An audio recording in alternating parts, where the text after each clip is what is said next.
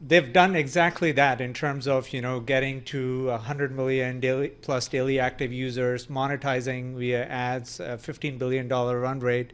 And there is a real risk, the fact that we are going into an election year. This company could be banned. We have been talking about it forever. Could be banned. Could be banned. In the U.S. Yes. Because of its Chinese ownership of ByteDance. Yeah. Okay. Yeah. And that's been the case, in terms of a risk for the last couple of years. Yep. Hasn't happened, but we know this is an election year, and so there will be more focus on that. And the fact that they announced this e-commerce play, to me, it suggests they want to be out there for the small businesses. Because these are the companies that will advertise, that will create their storefront on TikTok.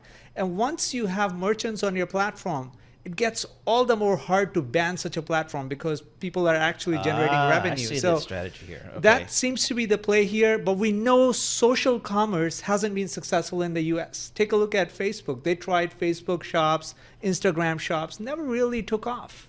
And so the play here is something that hasn't worked out in the US because the buying behavior of US consumers is very different from the Asia consumers, where social commerce has been successful. Douyin, which is the TikTok equivalent, is a $200 billion GMV business in China. So social commerce, that's a kind of a new term for me, but that's basically just taking social media users, Facebook, whatever, in this case TikTok, and having them and drive, I guess, e-commerce off of that platform, getting them to start buying stuff, and then TikTok will make finishing the transaction within your social media app. So right now they show you an ad, and that takes the user traffic to the e-commerce website. Okay. In this case, the experience is in-app. It makes a ton of sense. I mean, it makes for a good buying experience if I can do things within the app as opposed to going to another app. So why hasn't it worked here in the US, do you think? Because think of how an e-commerce website works. You need logistics, you need payments, you need sourcing, you need inventory. Social media companies aren't doing that. Okay. And Amazon is doing that. They've built so many warehouses just for doing that. They have their own delivery. So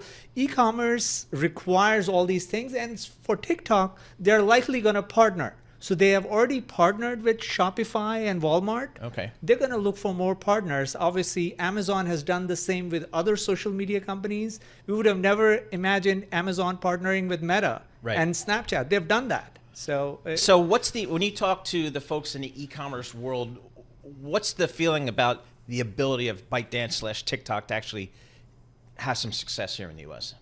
Very unlikely, at least from my lens, given, you need to match that Amazon experience that people have in the US, right? 2-day prime shipping, 1-day prime shipping. And so for them to do it, one, they need the merchants on the platform. They need to offer a lot of stuff. But look, they appeal to the younger demographic. We know TikTok appeals to that 10 to 25-year-olds. And they can adopt a new platform much more quickly than other consumers. So I wouldn't be surprised if they use incentives to drive that e-commerce shift. But in the end, there is a political bent to it. And the reason why they're doing it is just to make sure they have a lot of small merchants on the platform, which increases their odds that they won't be banned in the US. All right. So for those folks that aren't really that familiar with the business of TikTok, ByteDance, which owns TikTok, aims to grow the size of its U.S. e-commerce business tenfold to as much as $17.5 billion this year, according to people familiar with the matter, posing a bigger threat to Amazon.com. So that's laying it out there. Yeah.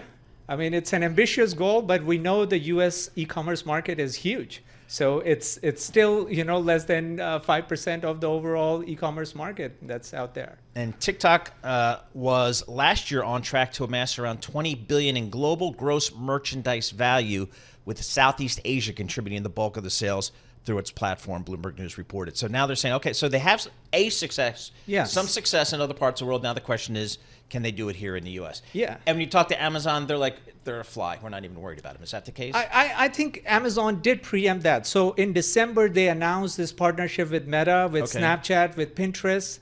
That didn't happen so far. So Amazon and the other social media platforms want to partner with these e-commerce platforms because in the end, this is the next leg of the offline to online shift. The video shopping, the live stream shopping, which you have seen play out in China and the Asian regions where TikTok has had some success.